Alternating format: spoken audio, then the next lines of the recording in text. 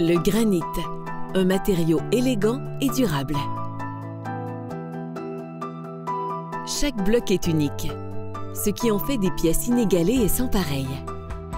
Ayant été créé par le temps, le granit est une pierre d'origine profonde qui provient de magma liquide qui, en remontant à la surface de l'écorce terrestre, s'est cristallisé et solidifié. Le granit est l'un des matériaux les plus difficiles à travailler. Mais un homme a su apprendre à tailler cette pierre, Armand Lacroix. Né d'une famille de 16 enfants, Armand Lacroix est né à Lac-Drolet en 1910 et a été élevé près des anciennes carrières de granit dans la région de Lac-Drolet et de Saint-Sébastien. Il commença à travailler le granit en 1923 et il devint un tailleur de granit expérimenté avant l'âge de 20 ans. Mon père, c'est un homme, un travailleur à la base, un homme basic. C'était un homme qui n'avait pas eu la chance de s'instruire beaucoup. Grosse famille.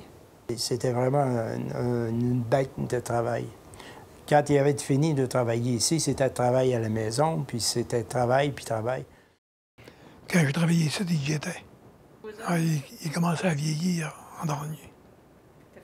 Mais il venait faire son tour souvent. Il a travaillé un petit peu avec nous autres. Oui. Avant quand on était avec les grands 10, il travaillait avec nous autres. Ensuite, il y avait un avantage sur bien d'autres tailleurs, c'est qu'il taillait des deux mains.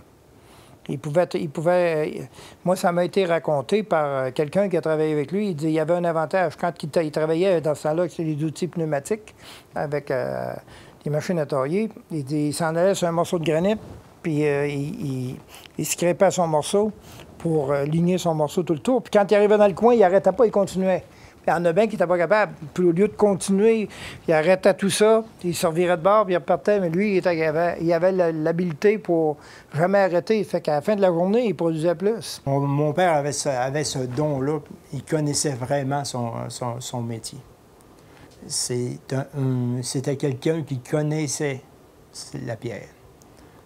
Autour de lui, il fallait vraiment courir.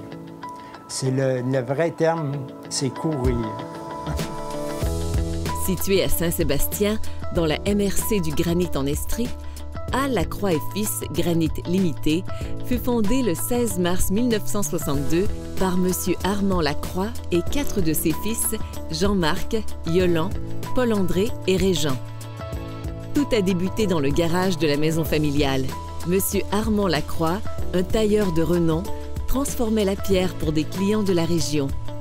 Il fut tailleur de pierre de 1925 à 1976. La première usine fut construite à l'hiver 1962 sur le sol gelé.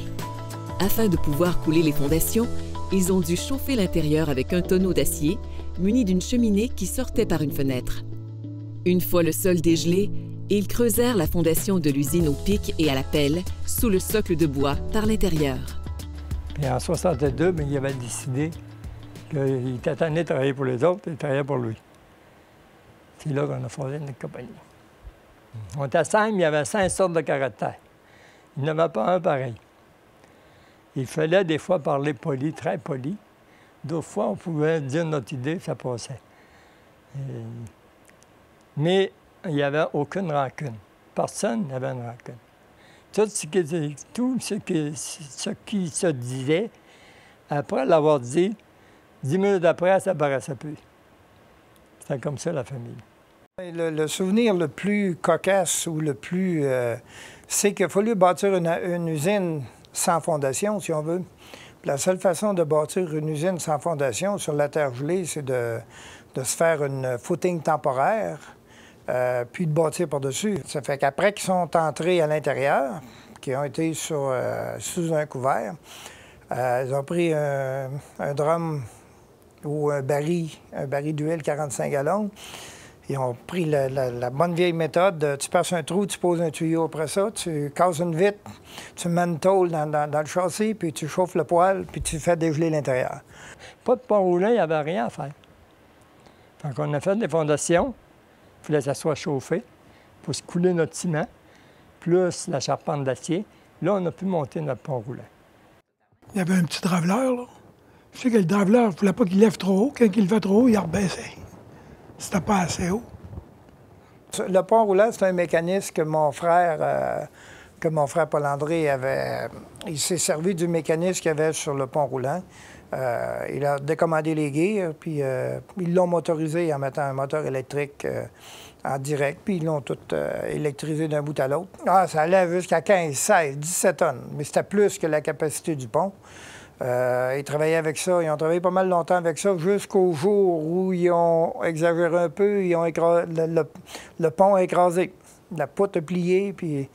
Mais en dedans de 48 heures, ils ont tout relevé ça, puis raccroché ça, ils ont grossi la poutre un peu, puis c'est continu. Dans ce temps-là, pas d'argent, pas de moyens, c'est le système D au complet. Quand ils ont construit, bien, je mettais la main à la pâte moi-même, puis en même temps, c'est là que je développais mon goût pour l'entreprise moi-même. Ça fait que j'ai vécu indirectement les débuts par mes week-ends, puis par des corvées que je faisais avec eux autres. Il faut dire que les premières années, quand l'entreprise a été fondée, c'est une entreprise qui était une entreprise vraiment où que toute la famille avait connaissance de ce qui se passait. Le bureau était à la maison, l'hôtel était à la maison. Tout était là. Ça fait qu'écoute, c'était encore plus stressant parce qu'ils ne pensaient qu'à ça, là. Ils ne vivaient que dans cette atmosphère-là. Ils firent preuve d'ingéniosité puisqu'ils ont dû bâtir une usine en hiver, acheter et installer eux-mêmes un pont roulant et tout l'outillage de base pour scier les blocs.